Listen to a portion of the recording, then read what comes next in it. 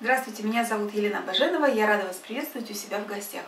Оладьи никогда не приедаются, и с ними можно экспериментировать, добавлять разные начинки, готовить на молоке, кефире, простокваше с добавлением дрожжей. И вот сегодня я хочу приготовить оладьи несладкие. Готовятся они на кефире с добавлением зеленого лука. Для рецепта нам понадобится зеленый лук, мука, кефир, яйцо, соль и сода. Берем миску. Выливаем сюда кефир, добавляем соду и размешиваем. Даем постоять минут 5. Добавляем в кефир соль, одно яйцо,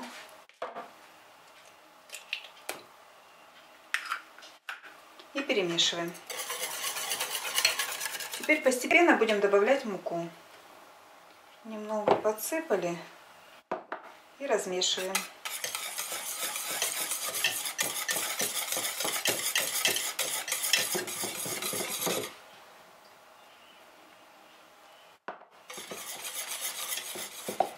Тесто хорошо перемешиваем, чтобы не было комочков. Оно у нас получается как густая сметана. В сторону отставляем. Берем пучок лука. Вот эти вот толстые белые стебельки срезаем, они нам не нужны. В сторону. И весь этот пучок лука мелко нарезаем.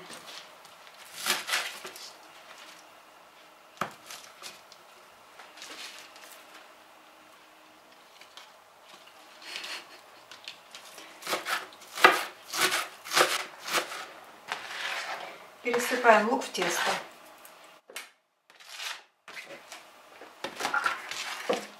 И все хорошо перемешиваем. Жарить оладьи будем на растительном масле. Разогреваем сковороду на среднем огне. И все как обычно. Берем ложечку и выкладываем тесто на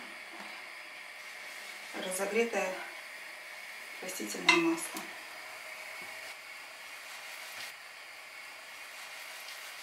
Как только оладушки снизу подрумянились, мы их переворачиваем и обжариваем с другой стороны.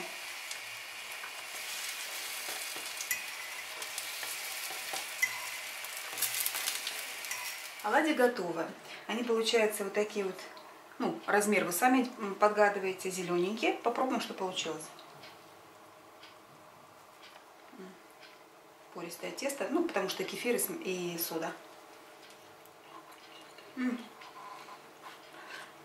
На вкус очень оригинальный. Похоже что-то на чебурек, беляш, только без мяса. Это, наверное, вот эффект лука. Очень оригинальный, то что они не сладкие, вообще замечательно. Такие вот оладьи подаем горячими к столу вместе со сметаной. Готовьте с удовольствием и приятного вам аппетита!